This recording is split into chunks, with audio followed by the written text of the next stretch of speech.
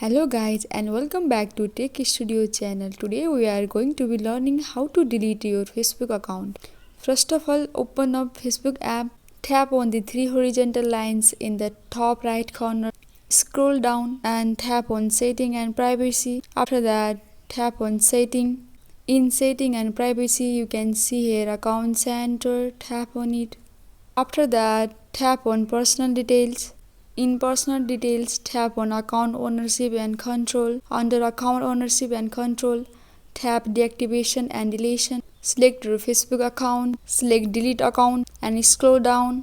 Tap on continue. Choose one option for delete Facebook account. After that, tap on continue. After that, tap on continue. After that, you will be asked to enter your password. Do so and then tap continue. Remember that your account will be deactivated for 30 days before it's permanently deleted. During this period, you can choose to cancel the deletion to change your mind. That's it guys. I hope this video was helpful for you. Please like and subscribe the channel and also don't forget to press the bell icon. Thank you.